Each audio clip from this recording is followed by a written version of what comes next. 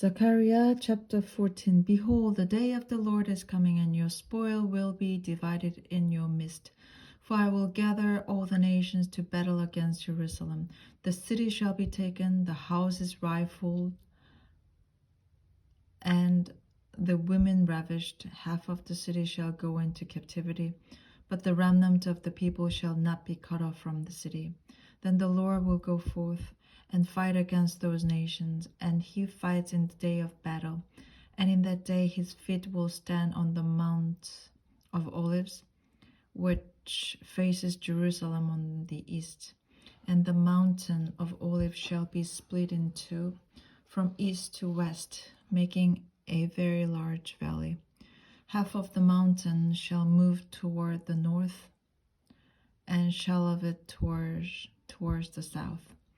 Then you shall flee through my mountain valley, for the mountain valley shall reach to Azal. Yes, you shall flee as you fled from the earthquake in the days of Uzziah king of Judah, and the Lord my God will come, and all the saints with you. It shall come to pass in that day that there will be no light. There the light will diminish. It shall be one day which is known to the Lord, neither day nor light nor night, but at evening time it shall happen that it will be light. And in that day it shall be that living water shall flow from Jerusalem, half of them towards the eastern sea, and half of them toward the western sea. In both summer and winter it shall occur. And the Lord shall be king over all the earth. In that day it shall be, the Lord is one, and his name one. All the land shall be turned into a plain from Geba to Rimmon, south of Jerusalem. Jerusalem shall be raised up and inhabited, in her place from Benjamin's gate to the place of first gate and the corner gate, and from the tower of Hananel to the king's wine presses. The people shall dwell in it, and no longer shall there be utter destruction, but Jerusalem shall be safely inhabited. And this shall be the plague with which the Lord will strike all the people who fought against Jerusalem. Their flesh shall dissolve while they stand on their feet. Their eyes shall dissolve in their sockets, and their tongues shall dissolve in their mouth. It shall come to pass in that day that a great panic from the Lord will be among them. Everyone will seize the hand of his neighbor and raise his hand against his neighbor's hand. Judah also will fight at Jerusalem,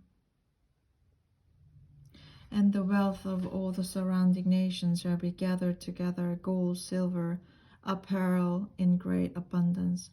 Such also shall be plague on the horse and the mule, on the camel and the donkey, and all the cattle that will be those camps. So shall this plague be.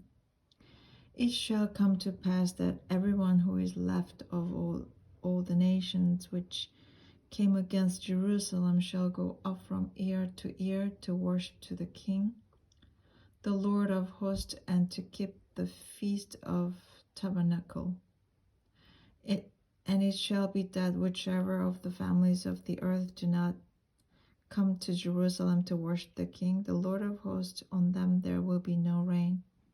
If the family of Egypt will not come up and enter in, they shall have no rain. They shall receive the plague with which the Lord strikes nations who do not come up to keep the Feast of Tabernacles.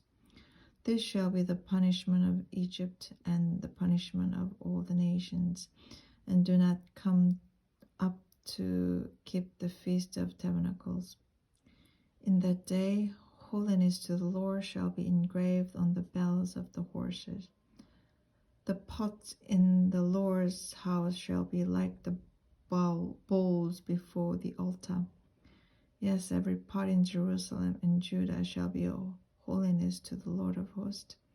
Everyone who sacrifices shall come and take them and cook in them. In that day there shall be no longer be a Canaanite in the house of the Lord of hosts. Amen.